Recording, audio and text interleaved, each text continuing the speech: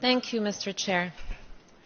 Given that a number of states have spoken about Palestine directly, we have prepared 3 replies, which we will read one after the other, and we kindly ask for your indulgence in that regard.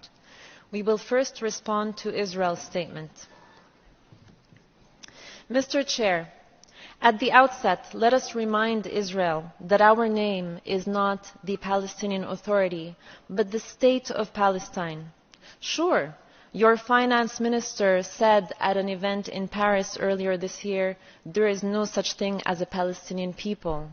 And your prime minister on the 24th of September held up a map at the General Assembly entitled The New Middle East, in which Palestine was deleted and replaced entirely with Israel. But if your government is annexationist and racist, this body is not, and we ask you to kindly adhere to UN protocol and nomenclature and to show respect to all stakeholders in this room. Let us also remind the Israeli delegate that the lack of rules of procedure for this meeting does not give carte blanche to lose all sense of decorum when speaking to interlocutors in this room.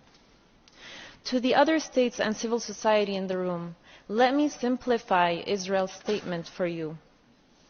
Other than throwing insults around and making grave, baseless accusations, Israel said something that should make all of you shudder. It effectively said, I can kill any and every person in Gaza.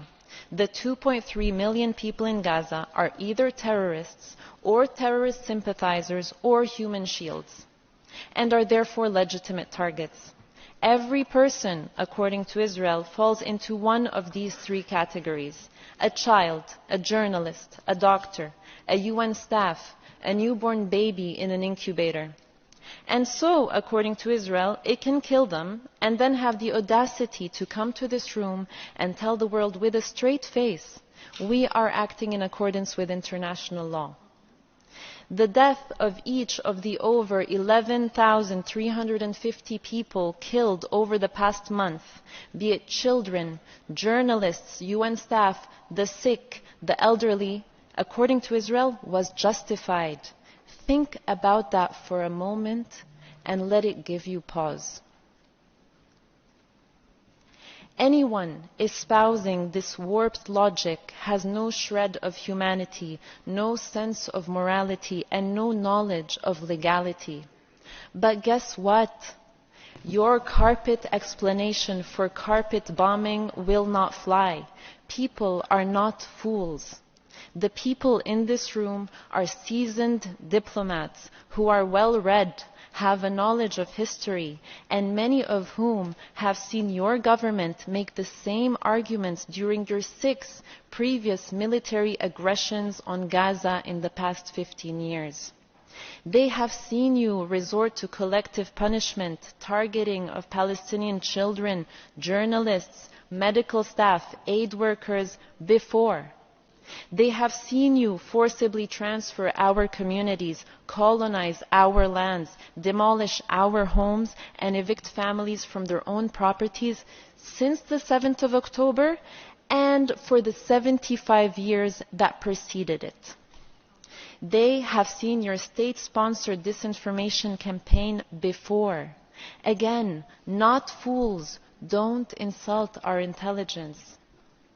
By saying that it is acting in accordance with international law, Israel is effectively saying the UN Secretary General, the UN High Commissioner for Human Rights, the WHO, UNICEF, OCHA, UN Special Rapporteurs, the UN Independent Commission of Inquiry on the situation, human rights organizations worldwide, disarmament NGOs worldwide, humanitarian NGOs worldwide, countless legal experts are all wrong.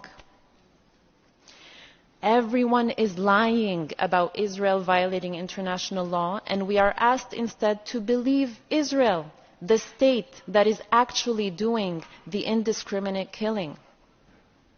It is interesting that by saying even wars have rules, Israel quoted the very same UN Secretary General whose resignation it has called for because he dared to say that Israel has a history of occupying Palestinian land. The dissonance of hearing the Israeli representative talk about wars having rules as it commits genocide and breaches every rule in the book live on our TV screens is quite something. To Israel we say, we see through your PR and disinformation. The whole world sees through your PR and disinformation. The millions of people filling the streets in every major capital of the world, calling you out for genocide, sees through your PR and disinformation.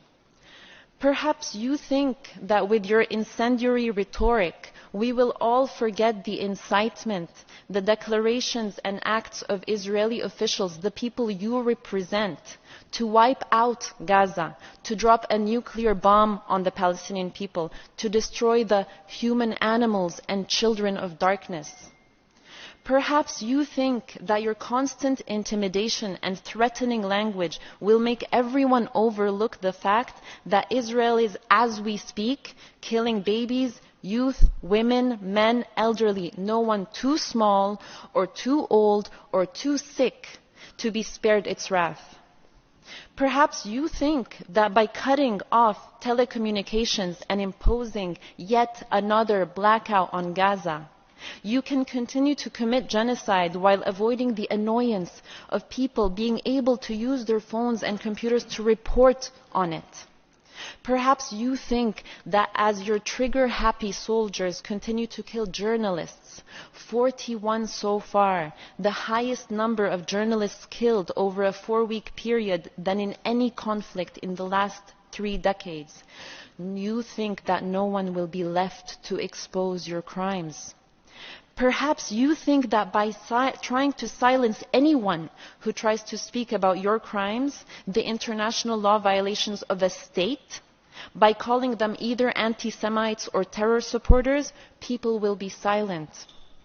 And your intimidation campaign knows no bounds. They attack Palestinians, Jews, Israelis, UN officials, politicians, parliamentarians, university professors, and anyone worldwide who calls you out for your violations of international law. But guess what? Your intimidation and silencing will not work.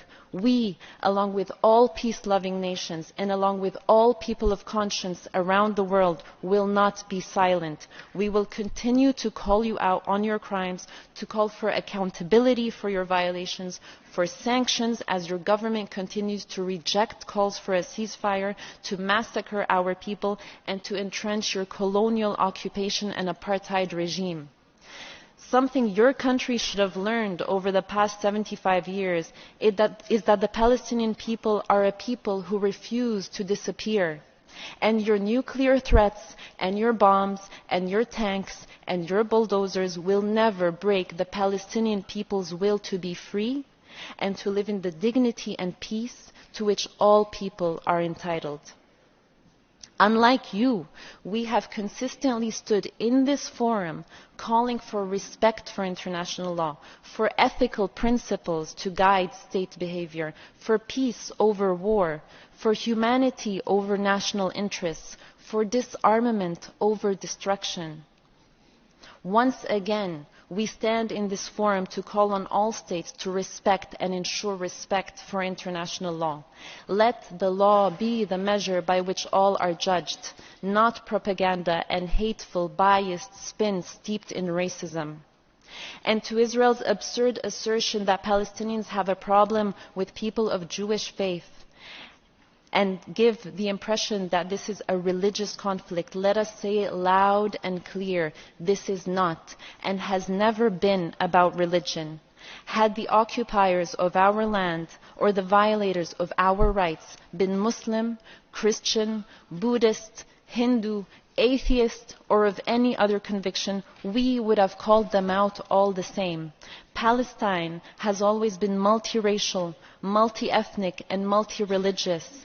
People of Jewish faith have lived in historic Palestine as Palestinians for centuries. We consider them to be our brothers and sisters. And since the memory of the Holocaust has been invoked, let us also say loud and clear, we have the greatest of solidarity with both the victims and survivors of the Holocaust. It was not Palestinians that committed that horrific genocide, but the fascist forces that spawned from Europe. And it is unconscionable that a number of European leaders are again beating the drum as another genocide is now underway in Gaza. We are united with those hundreds of thousands of Jews around the world, including from organizations like Jewish Voice for Peace, If Not Now, Na'amod UK, who are calling out this genocide and chanting in the streets of New York, London, Paris, Berlin, Sydney, Toronto, and all major Western cities so that their governments can hear? Not in our name. End the genocide in Gaza. With them, we stand together to end this pain and suffering. Together, we will not allow this to happen. Never again is now.